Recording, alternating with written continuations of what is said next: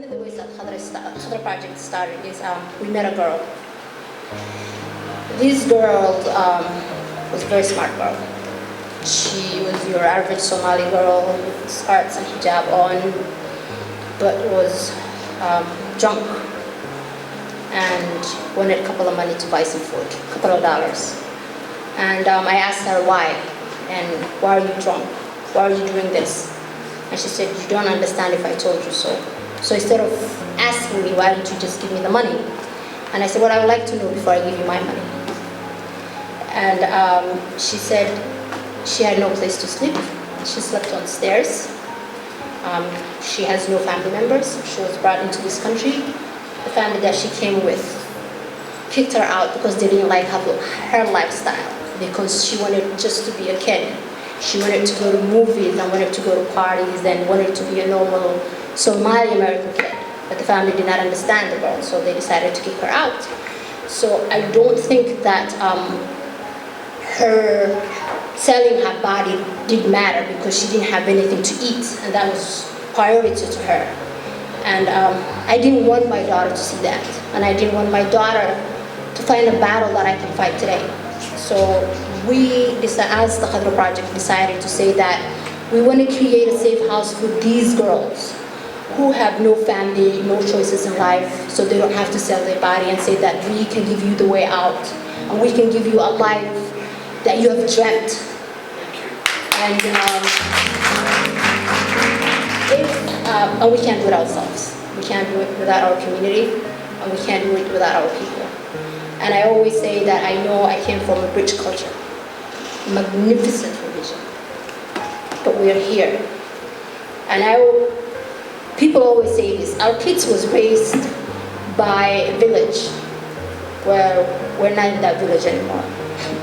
We're here in the States, where the village is Facebook, internet, and television. And best believe the things that they see is not things that we were taught in our villages. It's things that are taught in these villages. So if you want to take back your child to your village in a way that your child is happy to be who they are, is to help us prevent these things today, so we learn how to take our kids back our homes to where they call village, and can be raised within those villages. Thank you. That being said, I want to thank our panelists for coming. And we're hoping to do this more often. And I want to thank Muktasha Times and Safari Restaurant. And I want to thank anybody that can go home today and talk to their kids, their friends, and their family members, and open a dialogue to these issues that we have, and say it does exist within a community. And the only way we can solve a problem is to accept that we have one. And this is one of the problems that we have now. Thank you. Very inspiring what they put together, and I just wanted to say one little part that I was able to do in the last legislative session. We didn't make too big a deal out of it, but we will be making a big deal out of it.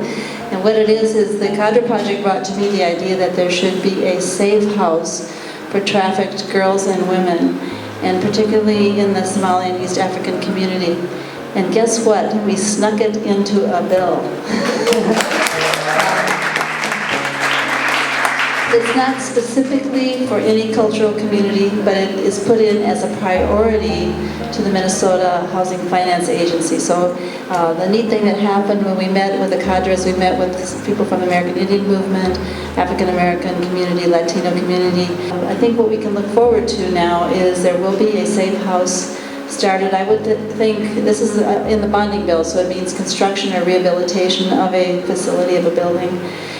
So I would think within the next year or so we should have an actual safe place, and it'll be culturally supportive and should be multiculturally supportive. So it's a small step, but I thought I wanted to be able to announce. It feels big in a certain way, but it's also so much less than we need to eventually do. But for right now, I'm happy to be part of moving that forward. So thank you. It was a shock for me because, I love the World Cup, and I couldn't understand what the connection between this amazing sport and people having to protect themselves from human trafficking. And that basically was the beginning of my journey in realizing that as much as I like to think that people who choose to do these things think it's happening in private, in reality it's big business. Women, children are shipped everywhere, especially to these big events, to satisfy the demand that exists. And you'll hear some of the numbers later when Mark and some of the others may present, but right now it's a $32 billion business. But your kids then will not comprehend that idea of you going back to Somalia. You can tell them, hey, that's back home, you can pick, but their home is here. And these things that's happening is going to be part of their life. So what can we do to protect them? So that's the idea when we gathered this and we started our own money. We invested and rented place, talked to people who wouldn't volunteer, help us make the project happen. And we have few little gatherings at homes, places, community places. And I think we had succeeded and hold our initial meeting with the John Bannon, I think is the director of the sexual human trafficking. In the entire of the state of Minnesota, there's only 2 people. And then I was like, okay, when this crime is existing, and Mark said there was a 32 billion industry, how come we cannot do anything? Where is this money coming from? Why the Department of the State or the Federal not investing enough money to hire enough people to work on this case? But luckily, we didn't get any answer, and we're still waiting for that. But then the ultimate case is, we could volunteer and become the department, and not take the law to our hand, but also educate people what this issue is. And we went home to home, base to base, and luckily it's going to a great. And we dedicated this session to a man, but I only see a few. That's sad too. So those who are here tonight, it's your job, it's your entitlement, it's your community, it's your life. Because when